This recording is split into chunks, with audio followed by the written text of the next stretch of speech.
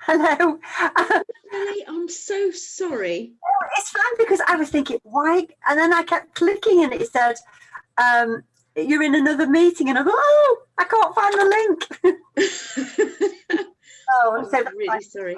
Is Jane with us or is she? Not yet, no. No, she has messaged me and she said, I said that I've run out of sessions, and she said no problem. And then I just emailed it, and then I said, apologies to be late. It's taken an age to open. I'm in, and then I said, oh, I didn't say I emailed the link. Well, the thing, yeah, because it's only just. Yes. Is she here? Oh, it's only just come in to me now. So, oh well, I thought it was me. I kept thinking, oh. No, not at all. It's me. I must have miscounted what we needed. What you were doing. I'm so sorry. We're Good evening. I've been in all sorts of links. Sorry about that, Jane. I'm sorry, because I'm on one of John's machines, because I can't get my camera on my laptop. So when you sent the new link, Susie, I then had to forward it to him. Oh, for him to open it up. And so anyway, here we are. I've really put the cat among the pigeons. Anyway, Right. At last. Be worth it. Yeah. Yes. Oh, how was yesterday? Did you see Teresa?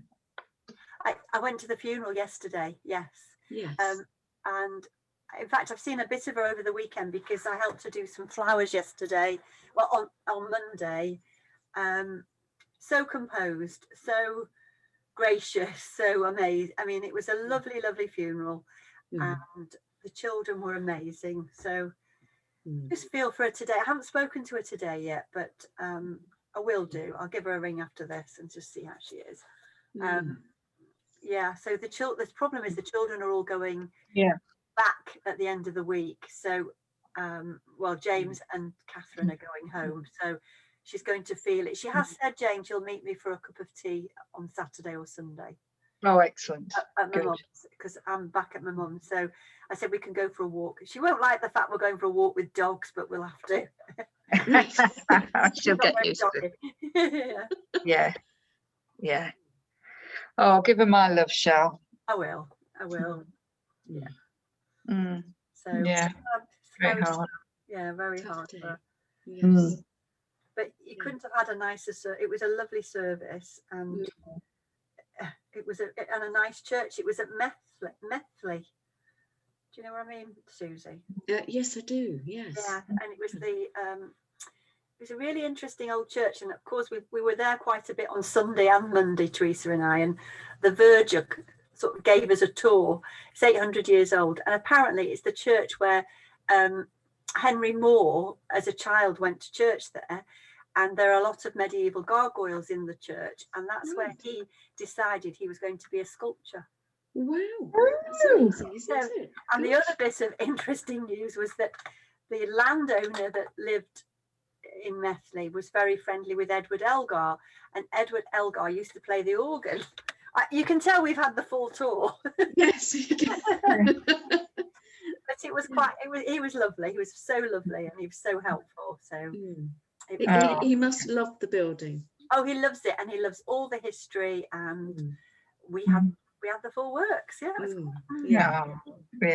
good. Yeah, it was nice to meet somebody who's passionate about something, isn't it? Yeah, and really so helpful with the funeral. He just bent over backwards for us, so it was lovely. Who did the service, Shell? Was it the vicar? Yeah. The woman vicar who wasn't very helpful to Teresa initially? Yes, but she was wonderful. She was wonderful. Oh, that's good. Absolutely lovely. And she knew, she had met John at various meetings, like meetings and things. Yeah. She made it sound so personal. She was absolutely lovely. That's what you need. And it wasn't particularly religious, because he wasn't religious. So it was lovely. And of course the other nice thing was you could, because nobody can sing, they had the Cambridge choir singing the hymn or whatever. So it was lovely. It wasn't like somebody battling out wrong notes on an organ and stuff. It was beautiful music as well. So it was lovely. No, it's really lovely. Oh well, that's So that's it. But I feel exhausted. I think I bet you do, Shell. I don't know how she feels, because You must be just on. It was 4 o'clock this afternoon, and I needed those fake prostaglandins. Right. Sorry. I didn't do the exercise. Nothing like being honest, Shell. No. Yeah. Well, yes, it's tough, isn't it? And yeah, we reach for comfort. Yeah. Mm. Yeah. Mm. Yeah. That's Human true. beings. That's very true. Yes. Mm. Yeah. Mm. Is that a squeaky toy? Yes. They've just had the dinner, so they're playing a. Oh. Oh, brilliant. Sorry. And how is your mum, Shelley? Oh, it's a nightmare. I'm going to get in touch with Lindsay again. She's now got these really swollen legs from the heart failure, you know, and her ankles and her legs are swollen up. So they put her on those water tablets, and she's already got a problem with her bladder. So she is literally just wetting herself. Oh, You know, it's waterfalls of water coming out. Oh. She's so upset, and she's so miserable today. Yeah. And I must be honest, I'm glad I'm not dealing with it today. They've increased the water tablets to 2 today, and of course she's just leaking. That's what I can say, is leaking water. Oh, she'll hate that, Shell. And you know, and her legs are so swollen. I mean, here we go. And to be honest, I was so glad to go away yesterday, because I'm so tired. I'm just so tired. I'm going back on Friday, and then I'll be there Friday to Monday. Oh gosh, Shell. I know. Yeah. But anyway, this girl's living care till Friday, so it's just yeah. It's lovely that you've got someone so reliable. Yeah, it is. And I just wish I had somebody else, because your time when you're there is just, you're just constantly working. You know, you don't actually sit down and speak to, well, you do, but you're just running around the whole time, sorting stuff out, washing, ironing, everything, you know, and cooking and trying to and then she's up all night as well. Apparently she's making porridge at 1 o'clock this morning, so you know, it's you don't get any sleep either. That's the problem. No quality time sort of with your mum, and no sleep. No, not really, because then she falls asleep, you know, she'll fall asleep at all the wrong times. Oh, it's hard, it's really hard. Oh dear. Anyway, so gloom and doom me, eh? Yes, well, plenty of stress. It's gosh. And how's your week been this week, Jane? I do love your jumper. Thank you. Yeah. Well, I'm wearing it with a polo neck underneath and a camisole under that, because we lost our heating on Saturday. That was joyful. And it's great, but my husband is a boiler engineer, but we had to wait to get the part, but it arrived yesterday, so we're okay again now. But you know, we were down to the open fire. I've got the gas fire on behind me now, just low, but we just had the open fire going all the time. But how people lived like that, I do not know. I mean, well, we're just not used to it now, are we? But no. It just doesn't cut the mustard, you know. I remember it as a child, only having the open fire. An electric fire upstairs. I remember too, and frost on the inside of the windows. Yeah. I mean, all our rooms here, apart from the one small bedroom, we took it out, but the other bedrooms, they still have their fireplaces in. I haven't got to the stage where I'm lighting a fire in those yet, but and you just think, crikey, what a life it must. I mean, someone had to carry the coal up there and make the fire, and it probably, well, but anyway, the fan is fitted to the boiler, it's safe again, and we're warm and cozy. So that's as much excitement as I've had this week, really. But I'm fine, thank you. Yes, well, we always dread something going on with the boiler in winter, and it always seems to happen in winter, doesn't Yes. it? It doesn't happen in the summer. Yeah, but no, yes, yeah, everything's fine. Yeah, no. that's good. Yeah. Well, this evening I was going to kind of have a wrap up of everything, Right, good. and look at longevity. And so not necessarily just long life, but healthy long life. You know, a long life that's filled with vitality. So a little bit of look at the research on that. And also, you know, personal experience with having a go at, as you know, I'm a bit of a guinea pig of myself. And so thinking about how we can eat for longevity. And so what we've been looking at right the way through these last dozen weeks are how to keep your cells as healthy as possible, because your cells are where that longevity starts. They are the building block of your body. And so we know as an overview that we need to keep them hydrated. We need for the membrane to be fluid and flexible and have the right ratio of fats in it, and cholesterol, of course. And we need for the inside of our cells, and we need for the fluids that bathe our cells to have an alkaline pH along with our blood. And so looking at the cells and what helps them have long lives, one of the things that they've been talking about in recent years is telomeres. Have you come across those? No.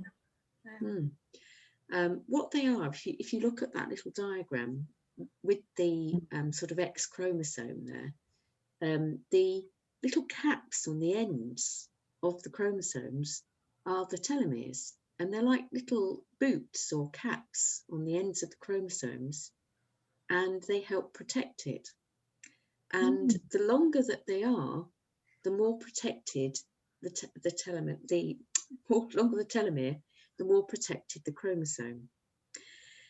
But each time a cell divides, these telomeres get shorter until eventually they can't carry on performing that protective function. And so the cell is effectively damaged and stops its division.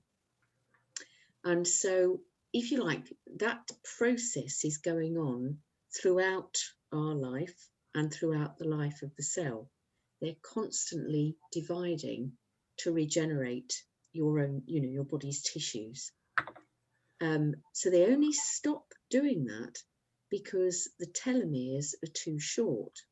And so, of course, once the cells are aging, then the body is also aging. And so looking at what shortens the telomeres, it's things like life stress, chronic disease, and infection.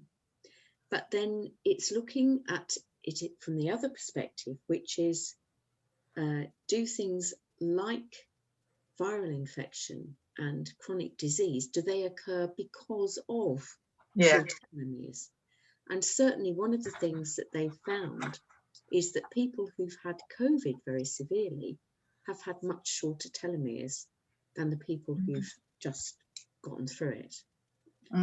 And so one of the things that can happen, unfortunately, with shorter telomeres is that you get unwanted genetic changes, including rearrangement of your chromosomes, which is something that, you know, means that they're not in a healthy arrangement and can contribute perhaps for many other disease pathologies that are age related. So things like arthritis, rheumatoid arthritis, diabetes, thyroid issues, heart disease, etc. So you could just be born with the potential for poor telomeres, because your genetic code could be, because of what you've inherited, that could dictate that, could it? You know, I haven't actually seen anything about your inheritance of what you're born in with, but I would assume it's got to.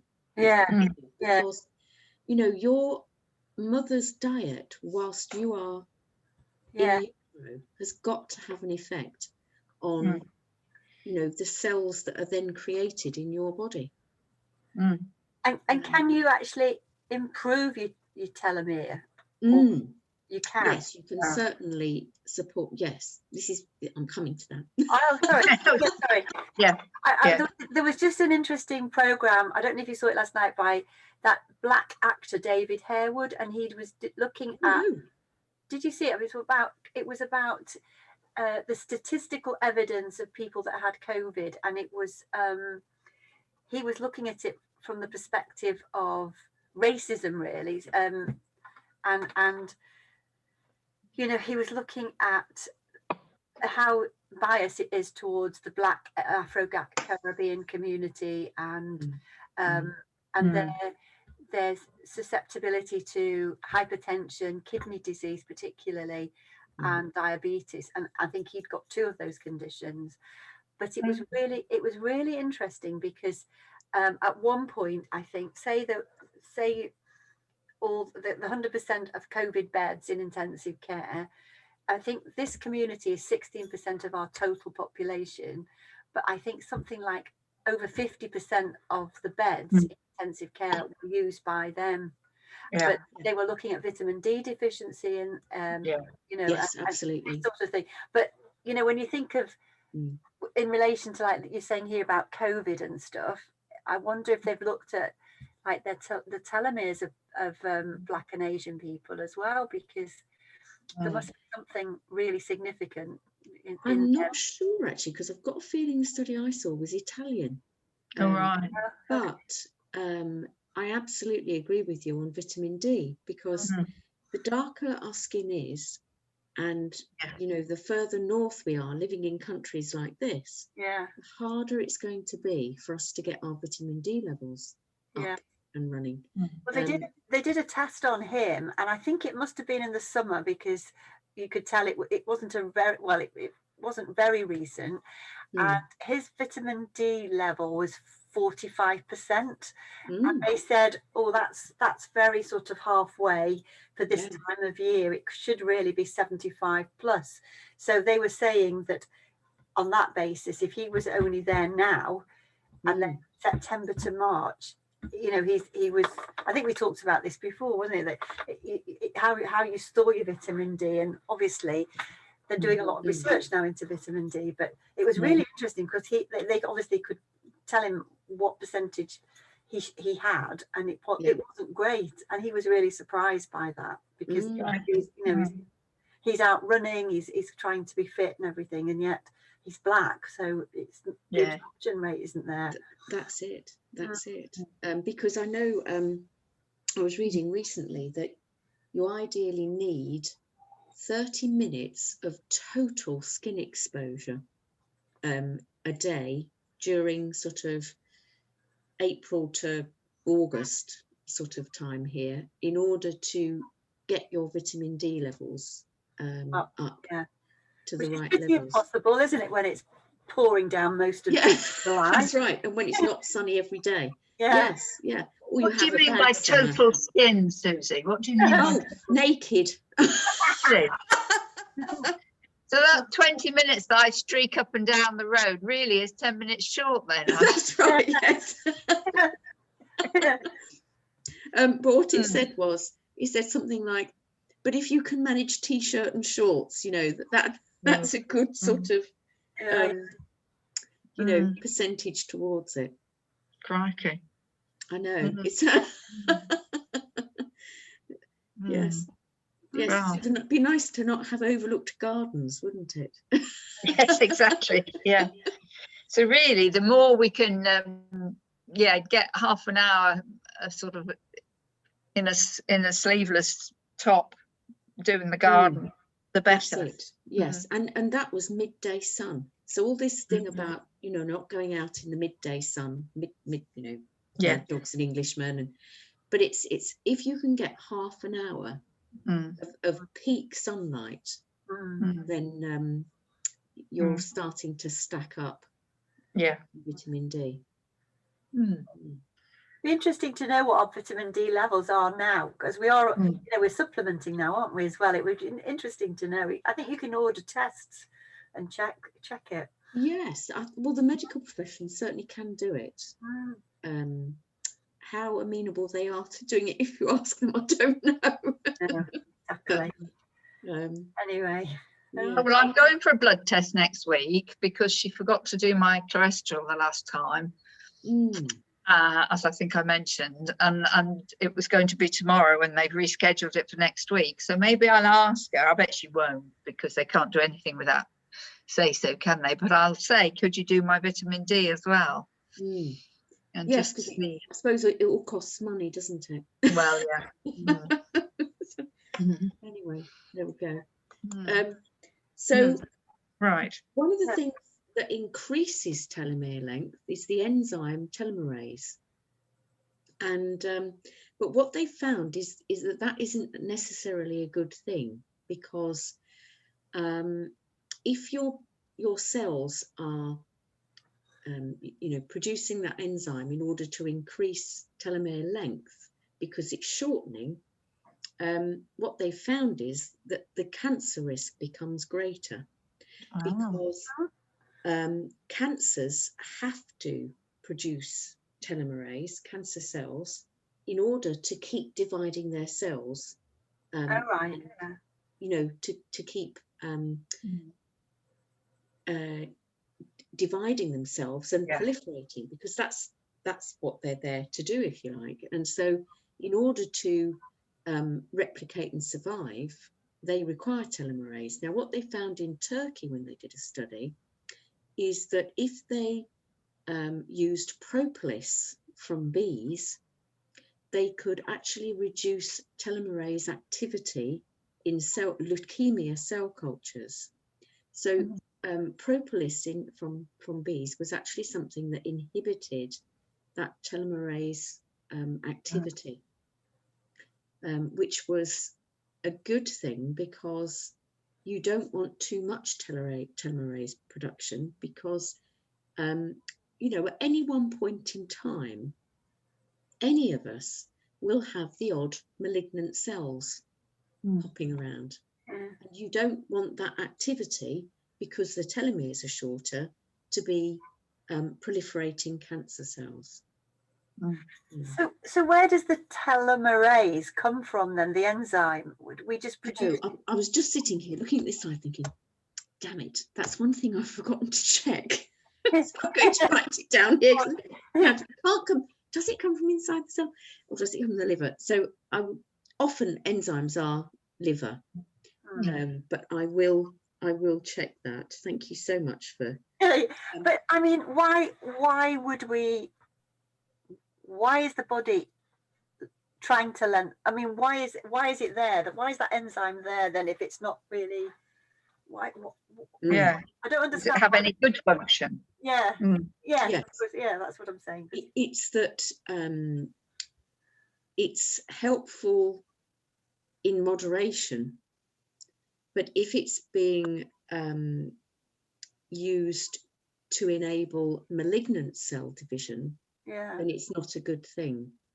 And can you test for it then, Susie? Can you test for your telomerase level? Is that something they do in a cancer clinic? I don't know, actually, because it's only about the last dozen years that they've been looking at telomeres. Okay. It's quite recent research. Right. Certainly in this century, it's these last dozen years I've seen things about it, but not before that particularly. Okay. So it might be that they do now, but because I think the Turkish research was 2009. Right. Okay. The propolis, right.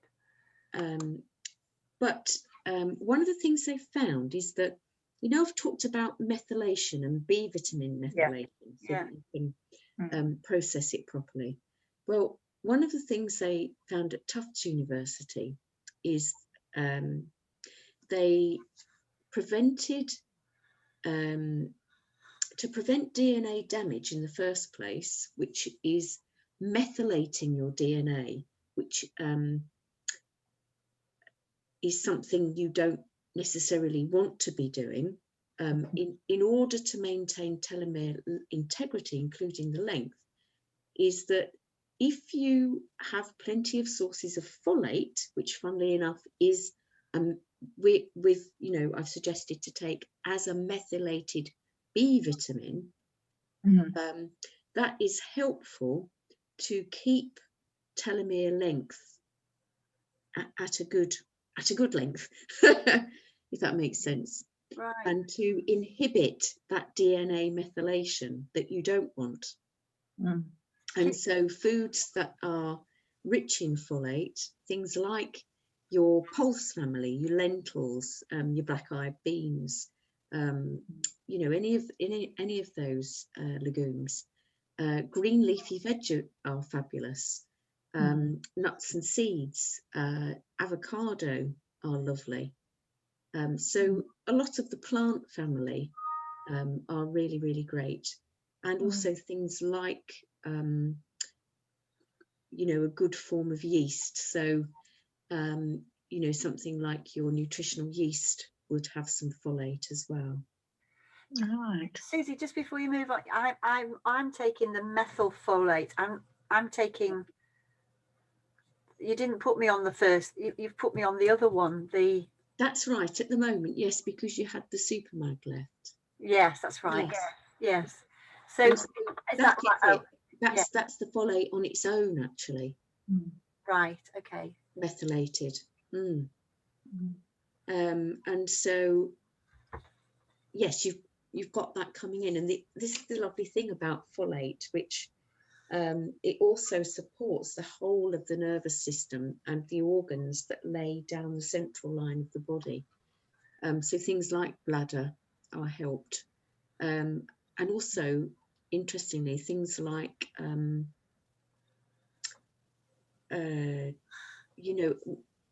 bladder urgency can be supported by the methylated Bs.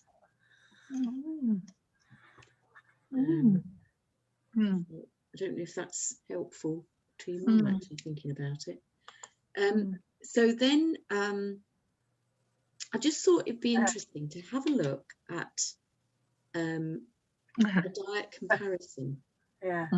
So you've possibly come across these two people, Dr. Robert Atkins of the Atkins diet, and Dr. Dean Ornish. Now, they're both cardiologists, but they've sort of come up with a completely different philosophy. Although Dr. Atkins, it has to be said, is dead now. Yeah. Now, Yeah. He was an advocate of the high protein diet, high fat diet to lose weight, low carbohydrate. And the thing about that is that generally research has shown that a high protein diet is not necessarily a good one, because it can be cancer forming, and obviously the fats that he advocated were not particularly essential. It was more the saturated fats. So you're producing high ketones, which is suppressing the appetite. So people don't tend to feel hungry because it's low carbohydrate. They're not challenging their insulin production. They're not needing to produce insulin to store sugars, but at the same time, they've got a lot of saturated fat coming in, which can be quite artery clogging. And so, on the other hand, Dr. Dean Ornish and various other cardiologists like him, there's Caldwell Esselstyn, is it McDougall? All of them advocate a vegan diet for heart health. And you might have seen, if you've seen the China study, and I might even have had it as a slide earlier on in the course, that they've they've got a photo in the China study of an artery that is twisted and narrowed, and then 32 months later on a plant diet, the artery is back to its normal size, it's straightened, and it's clear of disease. And so a vegan diet seems to promote that is low fat and high complex carb, seems to, and low protein as well, sorry, seems to be one that will help clear the damage done by high fat diets. But on the other hand, it's not necessarily good to go without the essential fats long term. There is a particular, the original person that was sort of behind Dr. Dean Ornish and so on was a guy called Nathan Pritikin. And he was another, I think he was another doctor that got heart disease. His arteries were clogged, very dangerously clogged actually. And he went on to a plant diet. And unfortunately, when he died in his 60s, and they looked at his arteries, they were completely clear. But he died because he committed suicide because he had leukemia. Oh, gosh. Yeah. So the essential fats are protective against cancer. And he didn't have any coming in. Crikey. Right. None at all.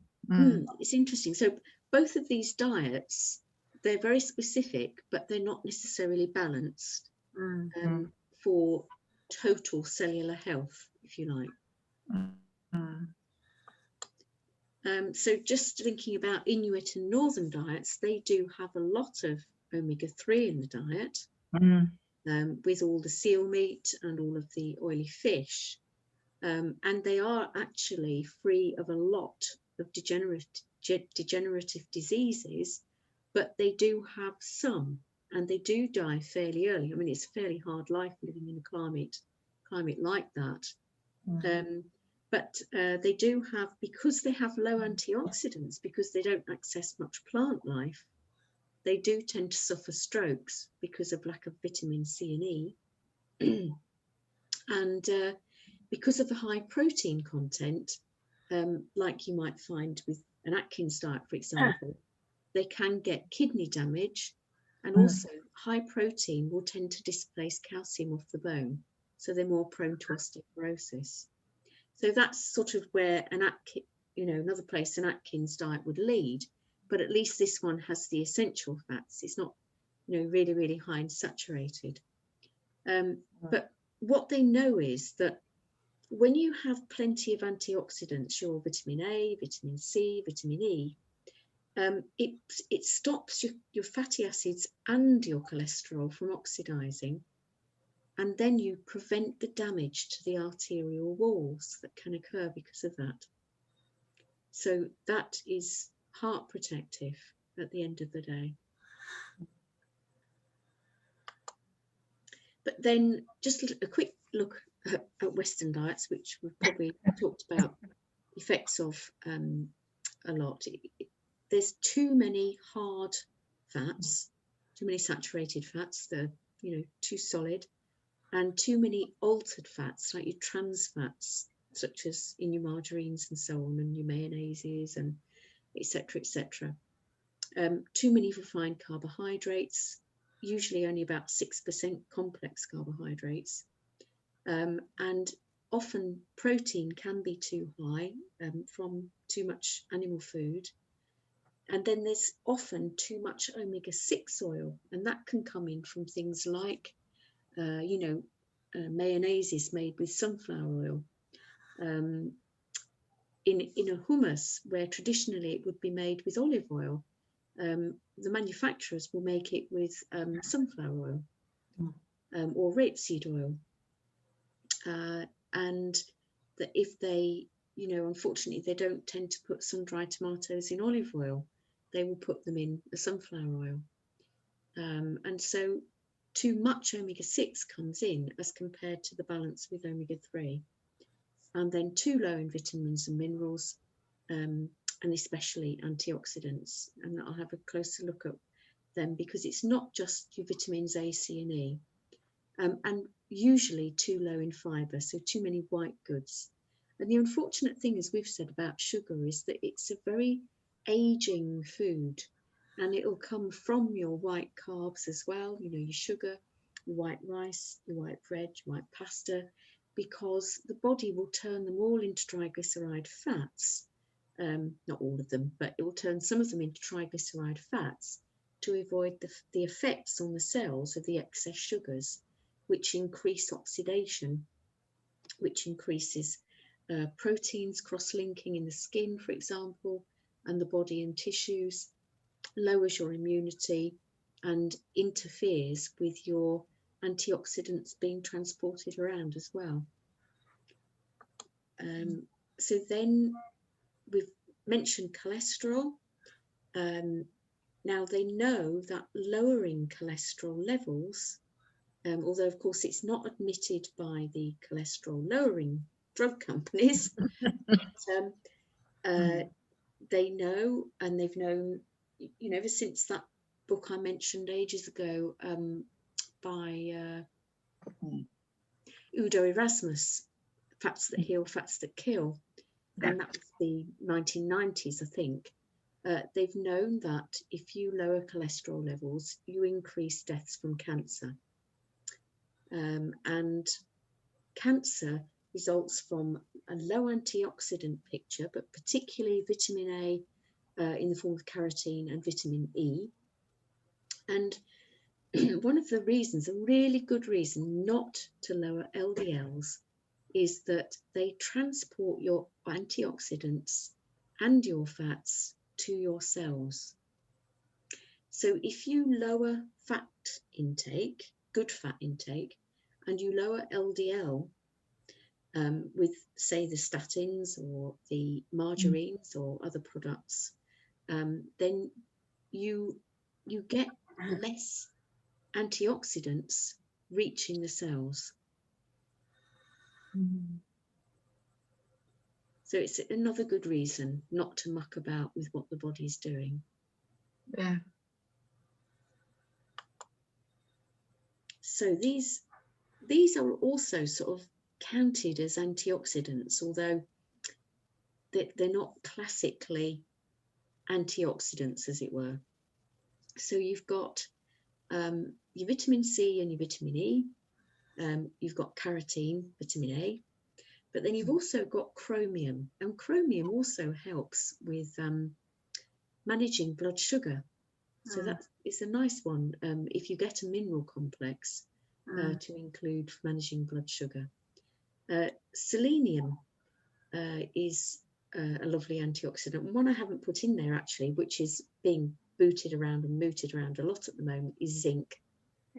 So both selenium and zinc are really quite important antioxidants, and the kind of things that you find selenium in, you know, your whole grains, your nuts, your seeds, your pulses. You've got chromium there from, again, whole grains, greens, tomatoes, and sulfur-rich veggies like sulfur's another one. So things like your onions, your leeks, your garlics, those kind of foods. And then your bioflavonoids, which just come from all of your colour-rich vegetables. And all of those will slow down aging. So a while ago, I became quite fascinated. Probably 2 or 3 years ago, I picked up a book called The Longevity Diet. In fact, I think it's at least 3 years ago. And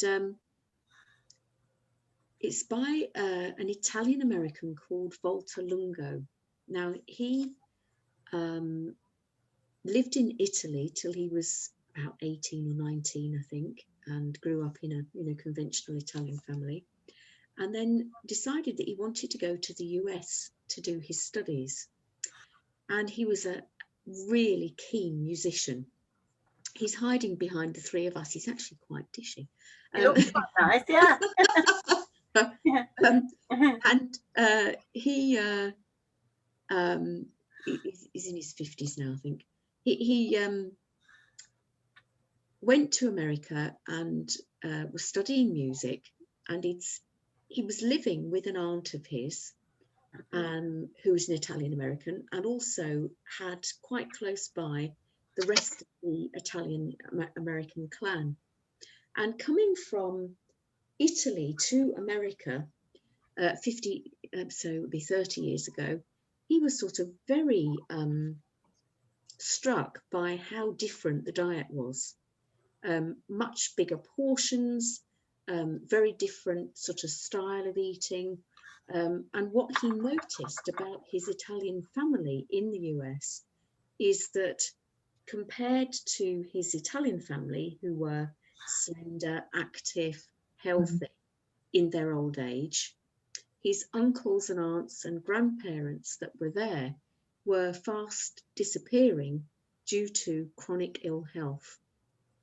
And one of the things that really made an impact on him was being in the same room, visiting his grandparents, when his granddad just popped his clogs in the room, I think, of a cardiovascular event. And so he actually switched then, after studying music for 2 years, he switched to studying biochemistry and nutrition in aging. And so he's been studying aging and nutrition for about 30 odd years. And it's actually something that's, you know, been being studied as a separate science, if you like. And so he's found that, or he's produced this book about the longevity diet, and it is advocating a vegan, it's low protein, plant-based diet, but it's with a period of fasting. So you don't necessarily stay on this all the time, but regularly through the year, or even once a year, twice a year, you do this week of longevity fasting. And he's found from research that it helps change the body's metabolism and improves the ability of cells to protect them against chronic diseases like type 2 diabetes and cardiovascular disease. And one of the things that happens during the process of this longevity diet is that they find that because your body is low in nutrients from the food, what it will do is it will gobble up all of the old cells that are damaged or not really functioning very well. It will gobble them all up as a form of food. And what happens then after you stop fasting, after the 6 days, is that your cell that then goes into a burst of new cell proliferation and produces lots of new cells. And there are several, a few other things that he suggests in relation to that. And Susie, is that 6 days of just drinking juices, or is it what when you say fasting for 6 days? No. This is actually his fasting mimicking diet here. Oh, sorry. Yeah, okay. No, that's okay. So he suggests that on the first day you have 1,100 calories. And I've got to let you know that now what's that chap called? Is it Michael Mosley? Oh yes, yeah. Dr. Michael Mosley. Yeah. Now he is an excellent salesman. Yeah. But none of the research that he has nabbed is his own. He has tested it out on BBC programs. Yeah. In a very unhealthy ways, as far as I could see. Yeah. When he did the 5-2, he would drink coffee all day and then have a blast out meal of 500 calories in the evening. Yeah. Now that is a dreadful way to fast, absolutely terrible, because he would sort of dehydrate himself all day and then expect his body to digest a meal Anyway, he lost weight. He improved his diabetes. He had diabetes. Yes, diabetes at the time. Yeah. But I think he then moved into another health issue, and I can't remember what it was. So anyway, he has subsequently revised his fasting diet to 800 calories, which is advocated by Volta Lungo and properly tested for 30 years.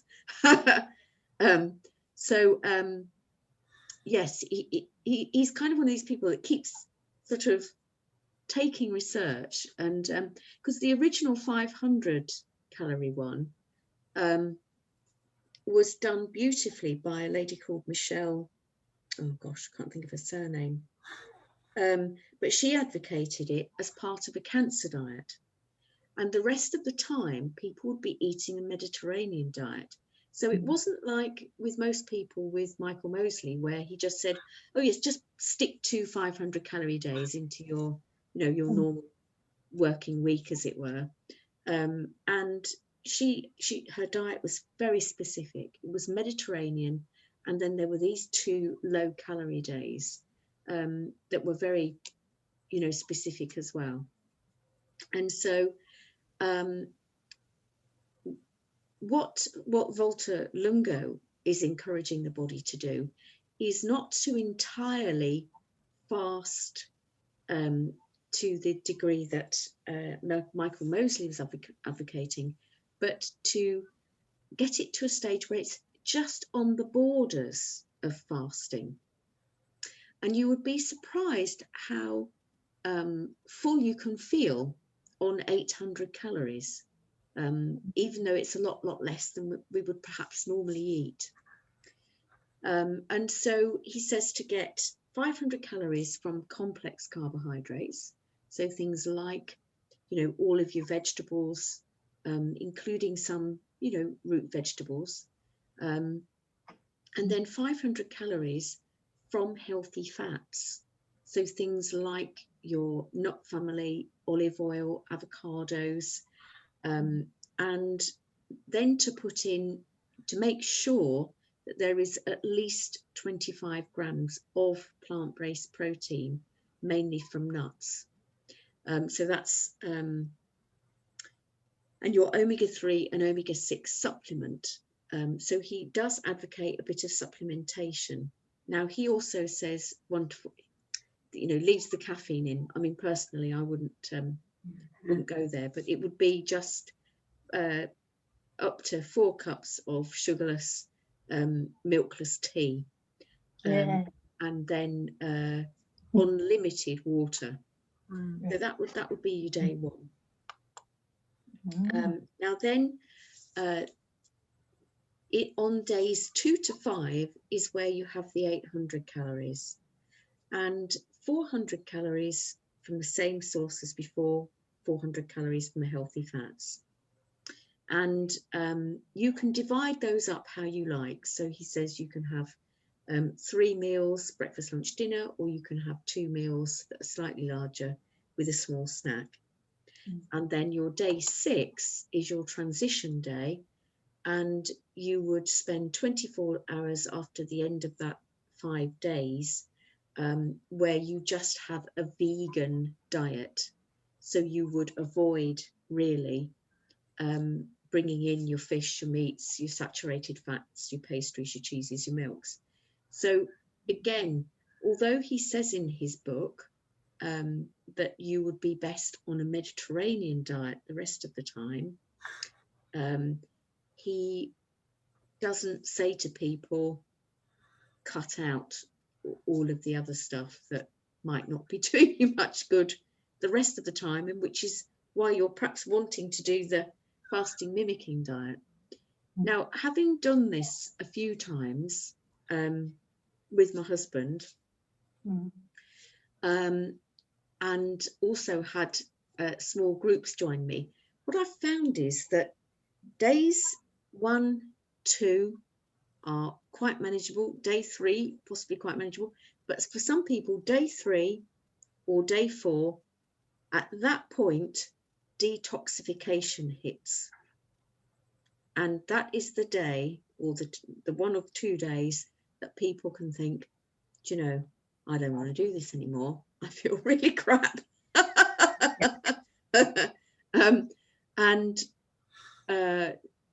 It's that thing of that this is where your cells are starting to get gobbled up, and you know, all of the detoxification process from that starts to take place.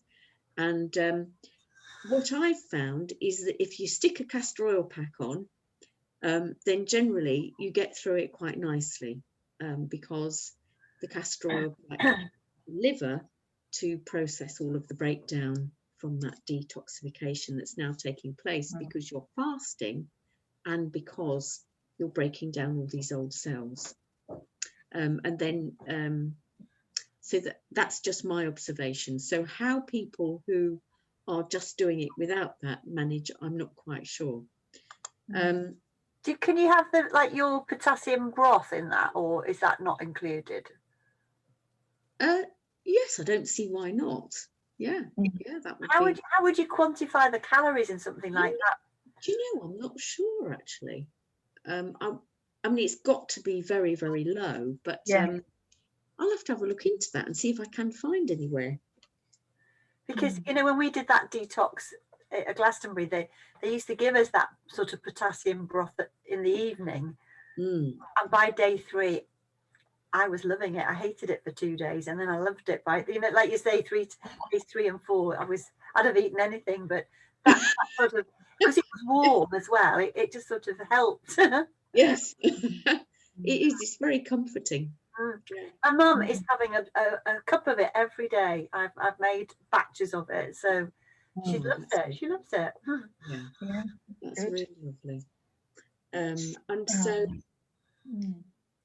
he has what he calls his 5 pillars of longevity, which is where he's sort of drawn all of the philosophy for the fasting mimicking diet. And so some of it is from Juventology research generally, which is the combination of aging and looking at nutrition.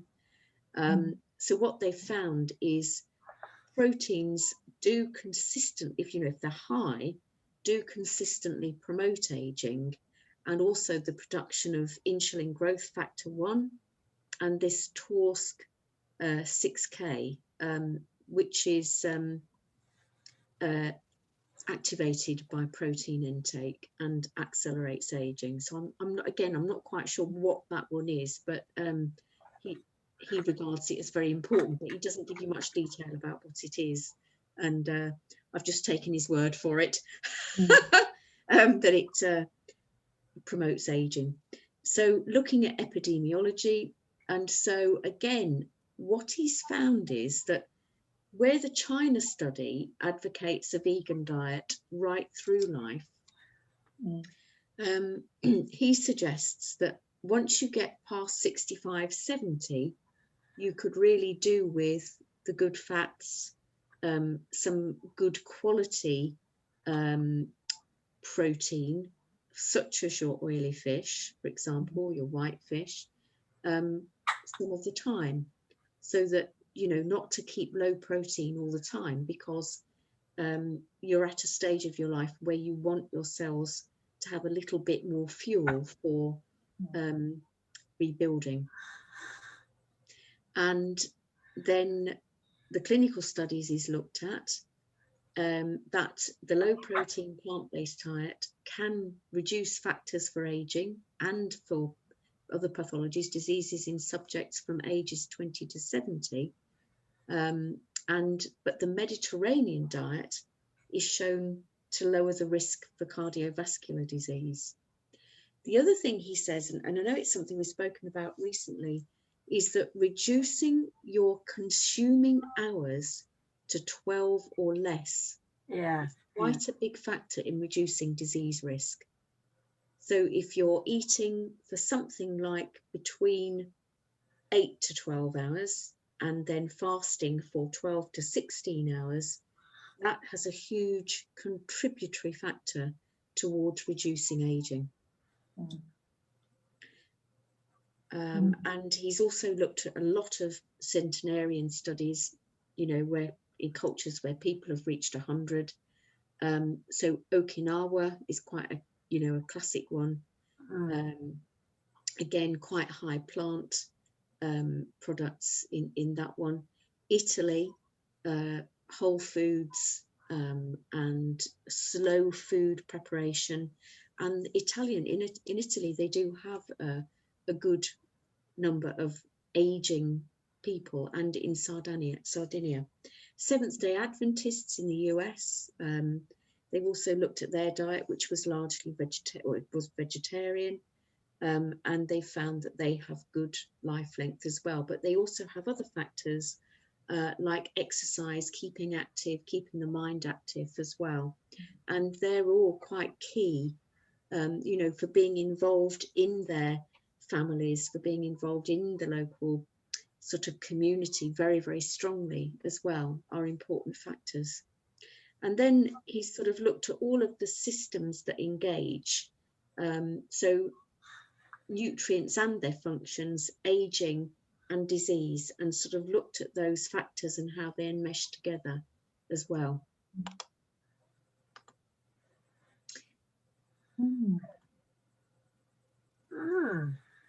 That's really interesting, Susie. Yeah, very interesting. Yeah. Yeah. So actually, funnily enough, my husband has his first week off teaching next week, and we're going to do the longevity next week.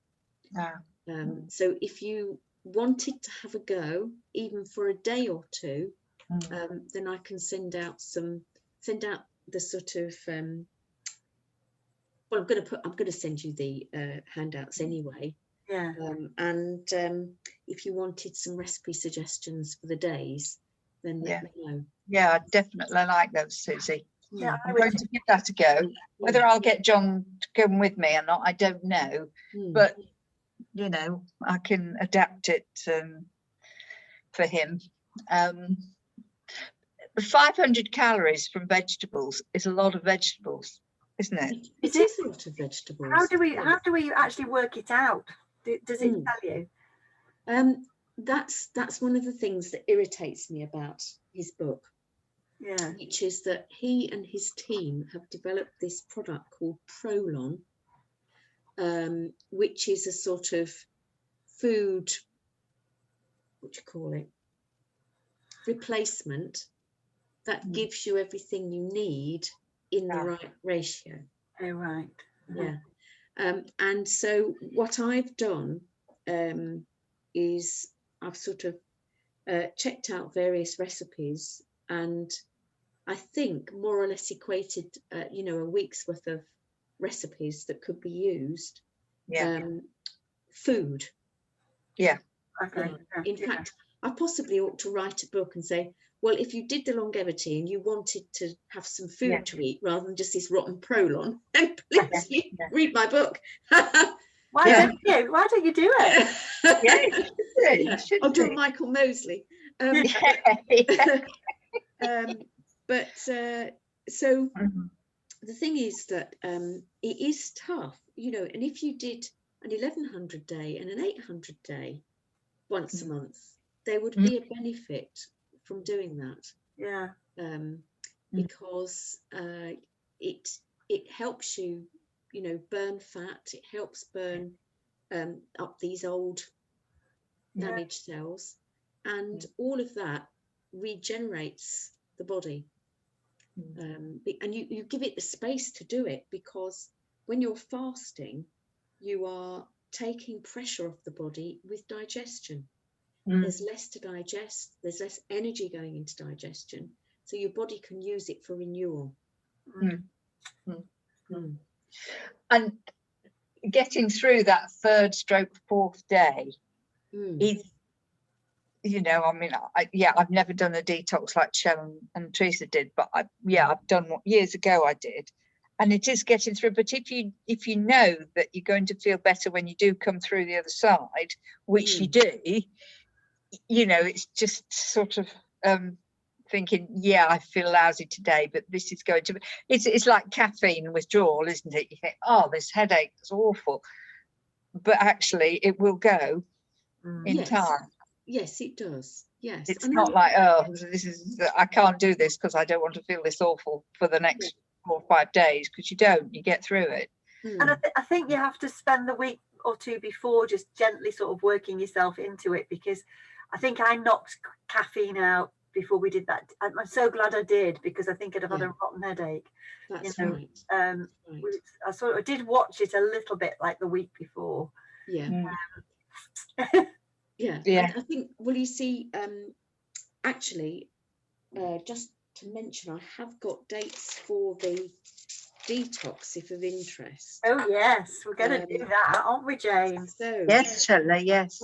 I'll mention it because you might prefer to do this more gently, because this is like really it's a similar principle than the longevity. Yeah. But it's a vegan night, 9 days rather than 6 actually. So the starting day is the spring equinox, 2 days after, 22nd of March, and then that's the 6 weeks prep, and then the actual detox starts on the 3rd of May and runs till the 11th of May. Well, I think we should do that. The way that I do that is they have a weekly Zoom with for the 6 weeks, and then on the detox week there's about a half-hour Zoom each morning, early morning, to get you set up for the day. Okay. So you've got 3 vegan days going in, then you have your 3 juice days, and then you have your 3 vegan days coming back out. Fine. I'm going to do that, definitely. Okay, that's lovely. I'll send you some. Send me the details, and I'll book on. I bet Teresa will do it too. You think she'd like to? Yeah, I think she would probably. So I'll now then. Sorry, I distracted myself completely because I thought I must mention about that because you'd asked me. Can't remember what I was talking about. Well, you were talking about it's funny, but I just realised I haven't taken my fish oil this morning. Had a very early appointment. 3 vegan days, 3 juice days, and 3 vegan days. That's 9 days. Yeah. And so I think there's a really good point there, which is that the more prepared we are to go into something, the more comfortable it is. And so that's why I do advocate to people that gradually over the 6 weeks that we're running up to the detox, that even if you want to keep caffeine in to any degree normally, do, if you can, take it out for the detox, because otherwise you just spend those 3 days detoxing the caffeine, and you don't get the benefit of the actual detox working at a cellular level. It's too busy clearing out all of the stuff it needs to clear out before that. So I'd have no problem taking that caffeine tomorrow now, because I've been drinking not enough yet, but quite a lot more water than I did do. I don't miss tea or coffee at all. It's amazing the difference it makes, isn't it? Definitely. Well, that would be good. That would be very good. It'll be really good to do the daily check-in as well, because if everybody's just doing it at home on their own, it's too tempting, isn't it? And we'd have to get all the stuff in to do it properly. And so on the middle, would you give us? Sorry, Susie. Sorry, go on. Yeah, I was going to say, do you give us specifics of what we should eat each day, or is it left to us to say, oh well, we'll cook a vegan meal tonight or whatever? No, I do give suggestions for those 9 days, so that you know exactly what you're doing, because it's keeping those days actually very, very simple as well. Yeah. Because you don't want to be expending a lot of energy cooking. Yeah. In fact, I'm just trying to think, because a couple of times I've done it when I can't do it at the moment but when my husband's been to Le Mans, and so we've sort of made sure that he looks after himself. Yeah. And then I'm completely connected with everybody, and it is lovely to have that support. You know, this is the lovely thing about running the detox retreats, that everybody is in exactly the same space. Yeah. And it makes such a difference when you've got that support. It really does. Yeah. So what do this, just briefly, what does the 6 weeks preparation entail then? Well, it's making sure that, for example, saturated fat sources, so like red meats and chickens, are out for that 6 weeks. So you really just go on to fish, and plant proteins, and then things like eggs are okay as well. And then no caffeine, no sugar, no wheat, no dairy. For the 6 weeks. For the 6 weeks. The 6 weeks, yes. So if need be, weaning off, but if you can try and get off those as quickly as possible, and be using whole grains and plenty of vegetables, plenty of pulses, nuts, seeds, and some oily fish and white fish. So that they're your protein sources, and then so literally a Mediterranean diet. And then when you get to the 9 days, you cut down to vegan for those 9 days. So out goes your egg and your fish, obviously. Yeah. Yes, yeah. And I've had lovely feedback from doing the detoxes, even the online ones. I've run 2 online now last year, and people really enjoyed them. Well, it'll be more of a challenge for me than it would be for you, Shell. Yeah, because, but having said that, I can be sneaky with the carbs and I can be sneaky with the caffeine. So I'm still going to have to really watch it. But I will be interested to get more, to include more pulses, and I'm not very good at introducing things like that. So it'll be interesting to have some recipes and things to work to, because I've probably got things in the cupboard and I don't use them because I'm not very good. Because that spans my birthday. Yes, when is, sorry? That 6 weeks spans my birthday. Oh, right. Well, you can have a glass of wine that day. Oh, okay. That was the other thing I didn't mention. It was alcohol. Alcohol's out as well. Yeah, but oh, okay. Well, I'll do Mother's Day instead of my birthday in April. But but I'm just thinking, from the 12th of April, we're allowed to go out and eat at pubs, for example. Are we? Yeah, as long as you sit outside. Oh, Rule of 6, and you sit outside. You can't go inside. And we've got friends that just they're going to book a table out, because we've got lots of outside eateries around us. But if I'm going to do it, I will try my very, very best to do it. Yeah, that's grand. Yeah, should be able to do it. You should be able to. I mean, you could still choose something. Yeah. Broadly within that. Yeah. Yes, I could, and you could just have. That's the thing. Most eateries now offer that, don't they? They do offer something on the vegan line, so it shouldn't be. Yes, I've heard there's these seed lip things. Is it the sort of vegan gin and tonic, but it's not gin, it's sort of like a seed lip, juniper berry seed lip. Yeah. Yeah, it's quite nice. I've got some of that actually. Yeah, my daughter likes them. Yeah. Yeah. But no, I've, I mean, yeah, years ago, I did do a detox for a month. That was, I'm sure it's a bit more commercial, but it was the Carol Vorderman one. I did it, Jane. I nearly killed myself. Yes. Yeah. And it was really tricky because I was feeding the family, but Henry was away on a school trip for some of it. And so I just made the effort to do things differently for myself.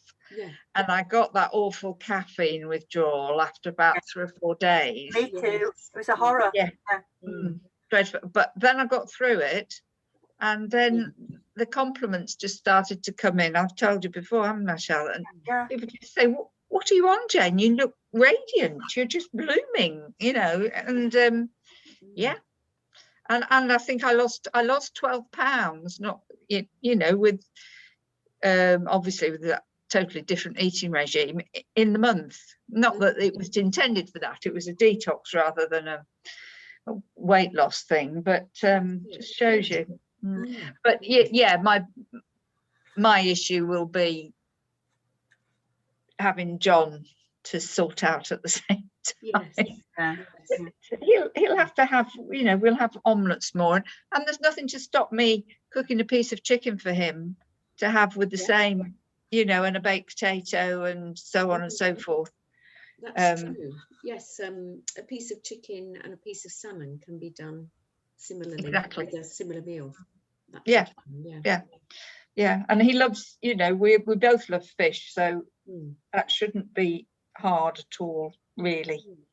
And we do, much more now. I mean, when the kids are growing up, it was always some sort of meat at sort of supper time, but these days, twice a week maybe, and the rest is, red meat is chicken, fish, and at least twice a week it's, it's a vegetarian dish. So we're not as Philistine as we used to be, Shell. Definitely.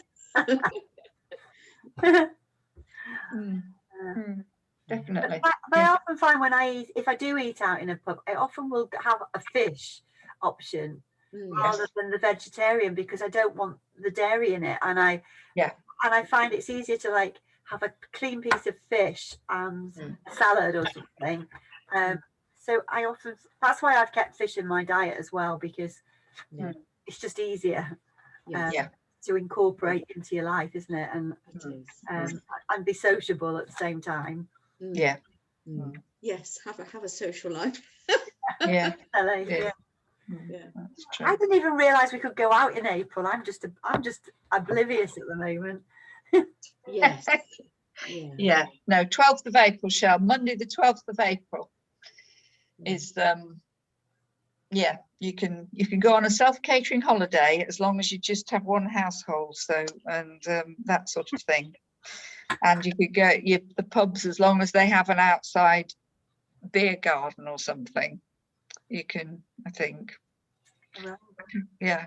Is that actually your birthday then, Jane? No, the 11th is my birthday, Susie. 11th, right. Yeah. So but I had a lockdown birthday last year, and another one this year. So it doesn't matter. But all these stages are gradually coming up. But no, that's doable. 22nd of March. Yeah. Book us on. 3 weeks. Book us in. Yeah, definitely. Send us what we send me what we need, and the cost, Susie. Yes. Send us what we're doing. 6 weeks with no drink, with no alcohol. Oh my God. Yeah. Yeah, that's the real issue. The fillet steak I could put aside. The wine. But the thing is, when we say all this, I've done it before. Done it before, so I can do it again. Yes. Yes, that's you might enjoy it this time, because we can all do it together and moan together.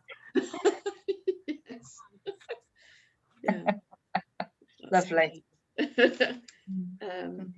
Right. Well, I will send the recording, the slides, and the handouts on longevity. Lovely. And yes, let me know if you'd like more information for next week. Yes, because yeah. you know, even if you wanted to do, as I say, a day or two and just try it out, see how it goes. Yeah, it's knowing how much you can eat with the 500 calories on vegetables and things. That's what I'm interested in, because I eat quite a lot of them anyway, but I never calorie count, so I don't really know what I'm eating. So I just somewhere I've got lists of what's in 100 grams of so and so I'll have to work that out, and then because if you know, it's so much easier. Well, to a certain degree, I've done it with some recipes. Yes. And then I've calculated, well, you could have this for breakfast, this kind of thing, and you can have this kind of thing for lunch. And so I give people a sort of an idea of a day's meal plan to go with. But it is, to a degree, some of it is a little bit repetitive. Yeah. But that's bearable for 5 or 6 days, isn't it? Yeah. Yeah. Oh yes. Yeah. No, absolutely. Yeah. I'm quite excited in a sort of masochistic sort of way. Oh dear. No. Yes, But I have to say, Susie, I've thoroughly enjoyed the course. Really have. You know, because it is our last session, isn't it? It is. Yeah. Are we having one-to-ones this week or not? No. Yes. Oh yes. Oh yes. Okay.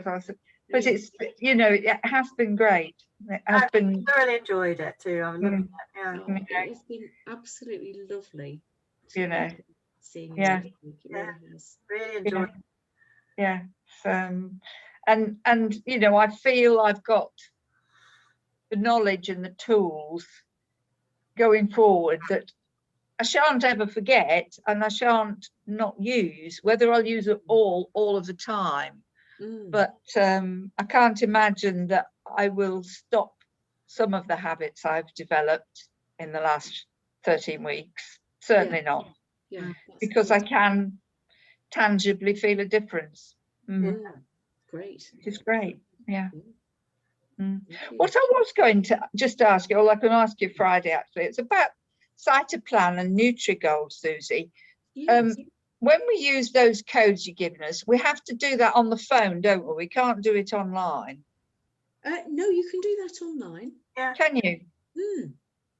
Oh, yes. I'm obviously not quite. Because I think there's a disc for the Nutrigold. There should be a. I think it's a discount code. Do you know? I'll have to go look. Can I go back and look at the website? Because I don't know how to do it. But do I have to set up an account of my own then? No, Nutrigold. I set up an account for you. Cytoplan, you should just be able to ring them up and say, may I have an account? And Susie Sherritt's my practitioner. And so it's non-commission. Would you be able to sort that out for me, please? I think I put your code in and I got the discount on Nutrigold. Oh no, on the Cytoplan, because the I've got the discount code anyway for Nutrigold. Oh right. By default. I mean, you know, you shouldn't really have it, but I've got it. So that's why I've been able to get everybody's. Oh, am I talking at cross purposes now? Is it the other way around? But that you gave me that like spring summer 15 number for Cytoplan, and I just stick that in, and I'm sure it deducts it. Or I could ring them up anyway and just. Yeah, when I ordered my stuff, I rang them up and told them, and then she said, "Oh, and the next time you'll get such and such and such and such." But what I was trying to do was I was trying to get some more Lemo oil to send to my daughter. Yeah. So I might order it for myself and then post it on. Having a different delivery address might confuse the issue, but you can do that as well. You can post it to somebody else. Yeah. Yeah. Yeah, should be able to. But anyway, yeah. But I will go and have a look at the website and see where that goes in, because I've never had to do it that way myself. Yeah. Yeah. I'll just ring them up and I need more castor oil, actually. I need to get some more castor oil. Mine's out of date, so I do need to order some more of that. Yeah. Yes, that would be lovely. Well, I've thoroughly enjoyed this, and I wish it was carrying on. Yeah, it's been great. Level 2, we'll be on it. New light beings with our cells oozing energy. Yeah. Actually, it's funny. I got an email from Elaine over the weekend asking me to do a little bit of case teaching for them. Really? Did you? Yes, that was nice. Ah, lovely. Yeah. And so I'm going back to my old on Zoom. Yes, on Zoom. Oh, right, lovely. I will send you the info on the retreat, and because I mean, if it's more convenient, Jane, I probably will be doing a couple of others later. But no, I'll do it while the iron's hot. And you can do the other ones, Jane, as well. Yeah, yes, that's yeah. Yes, no. What's that about? Your aims should be smart and realistic, and yeah, but no, I'll give it a go, certainly. Yeah, that's great. Lovely, good. Well, I look forward to seeing you tomorrow. So I see you Friday morning then. Yep, that's brilliant. Thanks, Susie. Yeah. Thank See you. you tomorrow. See you, Dave. Bye. I'll tell Teresa she's on a duty. I shall. Take care of yourself. Bye. Bye. Bye. Bye. Oh, gosh.